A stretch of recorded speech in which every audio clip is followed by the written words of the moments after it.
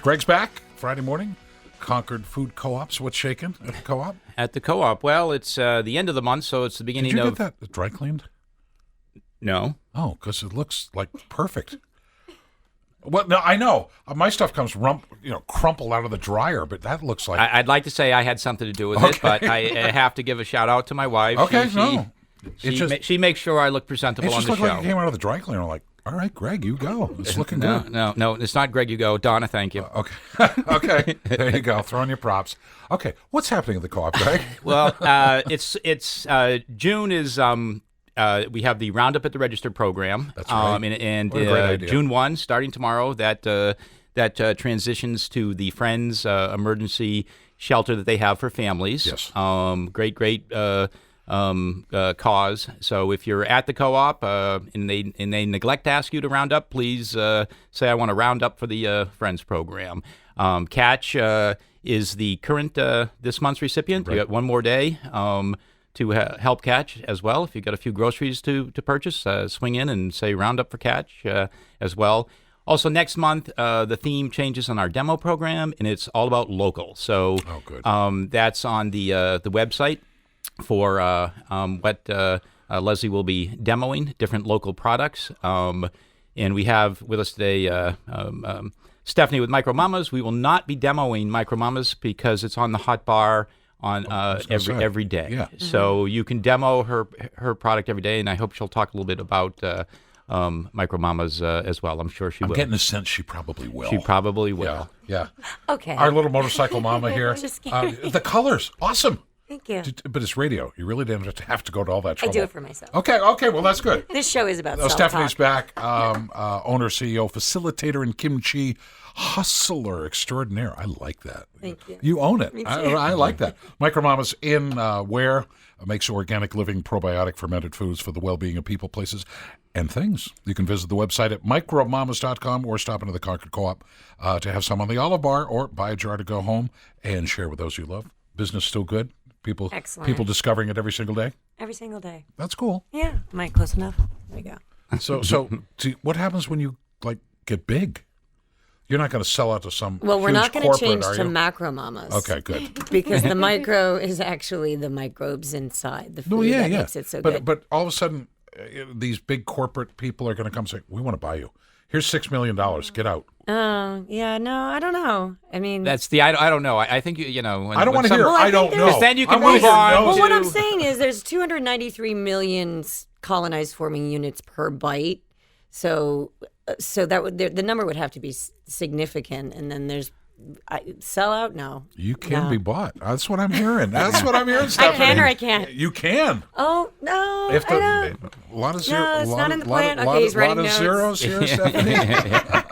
Wow. No. And Kelly Molloy, certified health coach, who helps people make connections between their food and their mood. Oh, I like that. Did you write that? Nice alliteration. No, yeah, that was great. Kelly provided that for us. Excellent. So I know what she does. What are you doing? I invited them. That's my primary function. Kelly teaches mindful movement, meditation, and aromatherapy practices to help people get rid of emotional and physical toxins. Thank you. So they can lead healthier, happier lives. You can find Kelly at greenlifewellness.com or on Instagram as Live Free Kelly. Sweet. Nice and simple. How are you? I'm good. Now, you went to the dry cleaners. I did not. Oh, man. It's a you guys just do better than I do. All right. You have to catch it in the dryer at the right time. Yeah. Like right at the end. I just throw it in and wait until I hear it stop. That's my problem. Yeah. Wow. So, food and mood. I mean, okay, I kind of get that.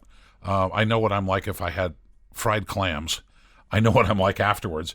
But then I know what I'm like after I have a salad. So there really is something to food and mood. Yeah, and it actually works both ways. So when you're eating poorly, that'll affect your mood. But sometimes when you're having, a bad day, you'll make bad choices, right, in your food, or when we're stressed. All right, so you're at work. You're at work at 8 o'clock. You're getting pounded at work, but you go out to lunch. And you probably should not have what you have for lunch, but you're eating your stress. Yeah. And then you go back to work, and the afternoon is just worse. Mm-hmm. But you can tell people that one part of their brain knows it. Right. The other half just blows it out and ignores it, and Right. and they pay the price for it. Well, and some of us have never felt good to begin with. So if we grew up eating poorly, then we don't even know how good we could feel. Now, when you say eating poorly, how do we define eating poorly? Well, so obviously not eating Micro Mama's food, but not getting all the nutrients. Eat it that you before need. she sells out, before the 17-0 figure comes up. I think how many? Yeah, zeros. Lots of zeros. It's the processed foods. It's Is the that- is it- standard American diet. Do you find people finally getting away from processed food? Or do you find them glomming onto Some. it? Really? Getting better. I mean, Yeah. like if you go into a grocery store, any conventional chain or national chain, and the choices are getting better. We're making progress. Definitely. And I think that people like the convenience of shopping at local grocers such as the Co-op Sure. and others, so they can have a larger variety of healthy choices. But it's interesting. You were talking about how people, stresses for the day and how you're either having a bad day and you eat not so great foods, or you eat not so great foods and have a bad day. I think that comes back to all about how we start our day inside of our own person. I agree. Yeah. And so I think we were earlier talking about, before the show started, about that self-talk. How do we gear up in the morning? How do we start our day? Does the alarm go off? We look at our phone and stress immediately. Or how do we set our intentions, or how we're going to be the superhero of the day? Well, that's the topic of today. Yeah, my alarm goes off at 3:30 every morning. And as soon as the alarm goes off, I hate my life. I hate my life. That's not how you want to start the day. Okay? No. But it's fact of life. But, okay, you move on. Now, I have very few rules of thumb. But when I go shopping, I never go shopping hungry. That's a Never good go one. grocery shopping hungry. Because if you do, for my money, you're more susceptible to buying the processed food, which is quicker. I don't have to think about it. Done. Eat now. If you go shopping when you're hungry, that's what you're going to do. But if you don't, it's like, oh man, the cabbage looks good. Boy, I could do a cabbage stir fry, and then more colors in there. Oh, and I could do some summer squash, and blah, blah. Now you're getting creative, and you're eating healthier. But if you walk in like, I got to get something on in an hour, Right. you ain't eat. Yeah. You can still eat healthy, but you're not going to do it. Right. Right. Well, and what's going on in your head affects everything that you do. Yeah. So if So how you're- do you change that? I come in and talk to you. How are you going to make the new improved Peter? Well, it depends on where you're at, Peter. How much time do you have? Right. You just wait for the check to clear, okay, before you sell. So mindset, I guess the first thing that I usually do with people is help them focus on what's positive. So if you say, you get up in the morning and you say, I hate my life. Well, what do you actually like about your life? Let's come back to gratitude and refocusing the mind on something positive as a starting point. I think, okay, so this morning on the way here, because I was thinking about this. We do this whole conversation we stream of had. consciousness thing with you. I love this. Okay, go ahead. It's right in alignment with, like, okay, so anything that you want to do in life, whether it's feel better today or eat better at lunch, whatever, you have to practice the results, right? You have to practice the results of whatever it is you want. And I was thinking this morning, when you were a baby and you were learning to walk, right? Okay. You didn't, that was you were like, I'm going to walk. I'm going to focused, man. stand up. I'm focused. I'm going to practice the results of walking. Yep. And your audience, or your parents, or your family, or your siblings, or your aunts, your uncles, grandparents, whatever, and they were really encouraging you. They didn't say every time that you stood up and fell down, well, you dummy. So what they is did. that comes back to, like, the self-talk of, like, what is your audience? First of all, you are your audience. I was going to say, I'm my audience. You are your Yeah. audience. And what kind of conversations are you having? Like, every time that you are in a bad mood, you say, oh, you're always in a bad mood. Or do you say, I'm conscious enough to know that I'm in a bad mood. What do I want to do about it? Do I want to be in a bad mood all day? Or do I want to do something else about it? I'm not quite that literal. If I'm in a bad mood, Do you know you are? I just go do something that puts me in a better mood. And that's perfect. And I don't analyze it. Distraction. I don't think about it. It's just like, yeah, fine. Okay, done playing over here. Boom. Right. That brings me peace of mind, satisfaction. And I know if I do this, I'm not going to be in the plus category here. I'm just going to pound myself into the ground. Yeah. But if I go over here, wait a minute, I'm going to cut the lawn and I'm going to weed in the garden. Yeah. Yay, that's productive.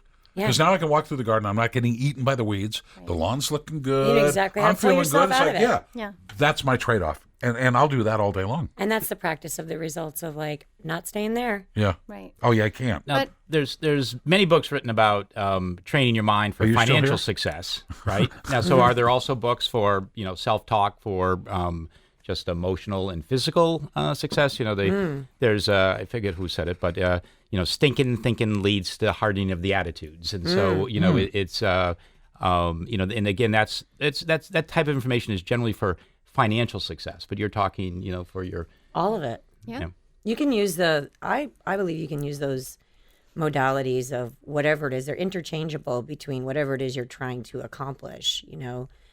I think that a number one thing is recognizing when you have negative self-talk and recognizing when you have positive self-talk. Everybody's got a barking dog. I used to call that barking dog my inner mean girl, and now I call her the girl that means well. Only because I got it. Yeah. Yep. Sometimes she'd get at me no matter how awesome I was in a day. She was always like nagging me, well, you didn't do this, or you could have been that, or you didn't stay up late enough to get that done, or you should get up early. And now I'm like, she just means well. Yep. Well, and it's almost like a bad radio station playing in your head all day. And if we were listening to that in our car, Welcome to my world. Yeah, okay. but if you were in your car and you had a bad station on or it was staticky, you'd change it. Yep. Right? Totally. But yet we'll listen all day to ourselves saying negative things. My son, I was teaching him to drive just the other day. He's my youngest, yes. And he's usually a pretty confident kid. Mm-hmm. Of all my kids, I'd say he's probably the most confident. And yet every time he did something wrong, he said, I can't do left turns. I'm horrible at left turns. I'm horrible at parking. I, suck at this. And he was really critical. And I said, kiddo, you're learning. Don't say those things to yourself, right? You're getting better at everything that you're doing every day. But I noticed that there was this immediate programming for him to be self-critical. Now, see, I know people will come to you or will talk with you before you sell out. And they want to change. They know on one level, I really don't like this person I am. But I think there's also a reticence of people willing to do the work to change. To me, it's kind of like you go to the doctor says, you've got high cholesterol, you got this and you got this. Okay, you go out, you walk 5 miles a day, go to a plant-based diet, lots of greens, blah, blah, blah. Yay. Yeah, give me a pill. Okay. And I see too many people wanting to take the easy way out, not invest the time or the effort to get the results. I see that changing. Okay. Well, that's the good news. That's what I want to hear. Yeah. Okay. So that I think you're but right. You know where I'm coming from. I do. But so many of my clients now are wanting to find another way. And typically it comes from the exhausting point of no matter what pill they take, they still don't feel better. Exactly. Yeah. That's the problem. Yeah. And I think that, as we, the worst thing that you can do is criticize your critical voice. Because when that happens, you're just in this never-ending place. So you become, your human condition born is to evolve, right? If you didn't, you wouldn't wake up every day and try to do something different. Right. So, stop criticizing yourself so much. And if you tried that, you can't hate yourself because you took the pill, you wanted to take the easy way out. Well, it didn't work. So now what? Did you criticize yourself coming up in the business? Up? You know what? Yes and no. I think that I'm finally 6.5, 7 years in now that I'm trusting the process. So anytime I wouldn't say criticize. It was more like, okay, if I'm paddling upstream on something and it's not working naturally with the flow of the way things should go, right. I need to not paddle upstream. There's something else down there because if I keep trying to get up there and I end up back here, why wouldn't I just let go of the oars and see where the flow is taking me and then use that? But I think every human is, that critical voice isn't necessarily always a bad thing. Right. It makes us do better. We know, I say this to my kids, if you are unkind in your mouth to somebody, you say something, you actually know instantaneously that wasn't a nice thing to say. See, I'm convinced everybody has a good gut. Yeah. Everybody in your gut, You shouldn't be doing this job. You shouldn't be with that person. You shouldn't be spending your money on that. They know. And so they argue against their gut. But if they have the opportunity, go with your gut. What's your gut tell you? Well, it looks like a good job. What's your gut tell you? I shouldn't do it. Then don't do it. Yeah. But that also comes from health and gut while we're on the microbial business. And that's where I was going. I was trying to work into you on that. Oh, you're so good. Well, thank you. That's what I do. You want to buy my company. Yeah, I do. I got $20. So, and I'm not going to, I'm going to let you talk a lot because I think everybody here should have equal. But the gut is, your intuition, your unwavering instinct. It does come from your gut. Your gut and your mind are the synergy between the two are. There's not one without the other, and your gut is wise. Yep. But if you don't feed your gut well, it's kind of hard to think right. So Good point. Kind of segues Right. Good point. back into there. So Micro Mamas is in the gut business. Well, no, and I get that. And that's why which is also in the brain business. Exactly. So Right. I think when we simply make the choice to feed ourselves better, a lot of these other obstacles of self-talk, motivation, exploration, what do I do next? Stop taking the easy way out. But guess what? Eating is kind of easy. Yeah. Well, one of the reoccurring recommendations on the show is pick one thing, and I think that's great because for a lot of people, it's like, well, I would like to get, be more healthy, but there's so much information, so many directions. Yeah. What do I pick? So picking one thing. So, recently it was, I think it was Tracy saying 50% of your diet should be vegetables. Like 50%. Well, Right, so now that's what I'm focusing on. It's like if I have a plate of food, as I look at it, it's like, it's 50%. How are you doing with it, though? I'm doing very well. Well, thanks to So Dawn you're again. you're consciously making that decision. Yes, that's the current one. Okay, It's just like, I've taken on, I want to drink a lot more water, the appropriate amount of water. So, I've got that one down. So I take on like one thing at a time because I think it can be overwhelming to say, to try to get yourself back into shape or to take on much better habits instead of saying I've got to take on the universe of things that are being you want to stay proposed. excited about what you're doing too. If Right. you reach a saturation point of all the things that I have to do to be happy, Right. forget it. It's overwhelming. Wow. Kelly, Stephanie are here, and soon to be rock hard abs and buns of steel, Greg over here. We're going to take a break. We'll be back with more right after this.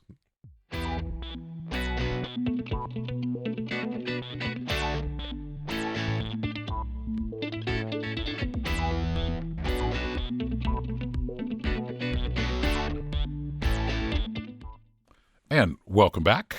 Stephanie on your left speaker, Molly on your right speaker, and Greg and I kind of stuck in the middle. Kelly on I'm sorry, Kelly on that speaker, and Stephanie over here. Kelly, let me ask you a question, because you're a certified health coach. The pyramids that you're supposed to. Okay, I'm going to do an inverted pyramid. Okay. What's the thing on the bottom that I need to get rid of? If there's one thing to start with that I need to get rid of to start changing things, what would that be?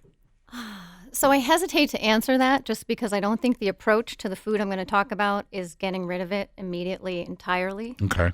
But it would be sugar. That would be my Okay. my thing would Okay. be sugar. But my approach isn't to say cut it out completely. My approach is actually to increase the things on the other end of that pyramid. So increase the healthier foods, increase your proteins, the things that feed your brain chemicals, right? The amino acids that you need for your brain chemicals. So then you don't crave the sugar as much. But sugar, in my viewpoint, is one of, and there's several things out there that are toxic to the body. But in terms of our mood and our self-talk and those brain chemicals that fuel serotonin and dopamine and all the things that have a huge impact on how we feel. Now, I know sugar's bad. How bad is sodium? So for some people, there's some definite issues with sodium. But again, for what we're talking about today with self-talk in the mind, I would still go back to the sugar. Sugar. Okay. Yeah. But again, I wouldn't say, like, if you're someone that's eating sugar right now, my suggestion wouldn't be take it all out. My suggestion would be add in which the makes things. sense Yeah. because a lot of people are immediately going to recoil. I can't. And now you've given them a built-in excuse to not Exactly. go along. So that makes sense. Right. And it's addictive. It's a drug. Wow. So I know you keep adding product. You keep playing. You keep playing around. You keep looking at new product. Hey, what about this? I love that part. Yeah, I know you do. The R&D part. You can write that off in your taxes. Yeah. Are there any new products that are going to hit that have passed the Stephanie test? Well, I'm always playing with new products. I really want to incorporate. I love the wild medicinals of what's out there. Okay. So I would like to, everything from. I keep thinking about this one product I've played with and want to bring to market called flower kraut instead of sauerkraut. Flower kraut.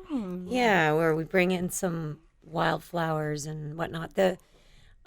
So some of that, But I also have what's juice. my benefit? What's my benefit on flower kraut? Well, it depends what kind of flowers you have in your sauerkraut, I guess. The wild world of medicine out there is really an interesting. I love that's that kinda part. cool. I mean, we have, last year we did about 70,000 pounds of locally grown certified organic cold crops here in New Hampshire. Right. But I love also things that grow outside the garden in the woods, or on the meadows and whatnot. So yeah, I'd like to play with that. It's a little sneak peek. How do I have that talk with myself before I talk to you to acknowledge that I want something better? I know that I'm in this rut. I'm on that little gerbil wheel, and it's kind of like the little you have with I call them one-story dogs, like little poodles, and you get them all excited. You scratch the belly. The little legs are going 100 miles an hour. You put them on the floor. The legs are still going, but the dog's not going anywhere. Right. We all feel that way from time to time. I'm going. Right. You're going nowhere.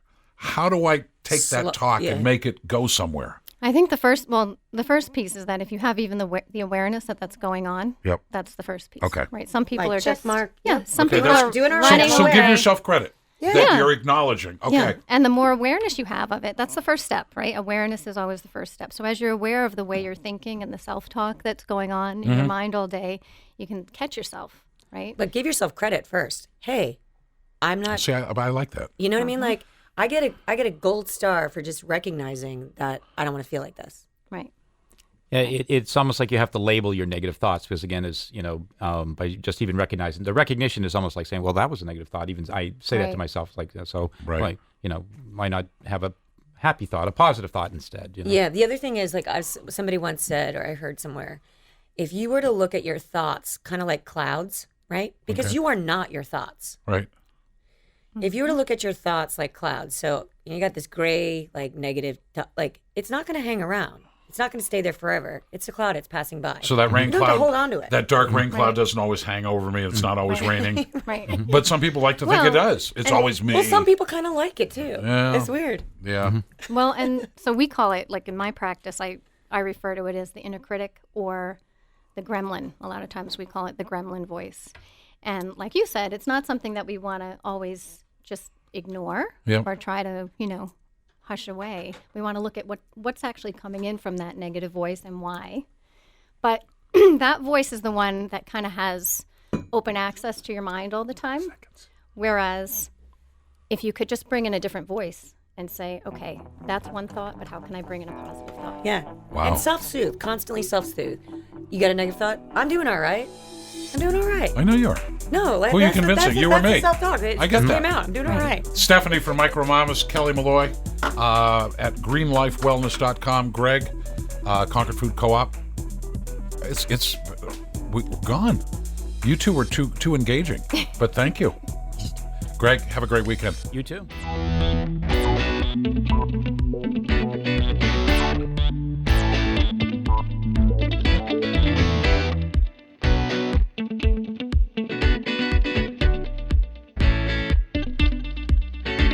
If you're in the mood for real food, it's Concord Food Co-op.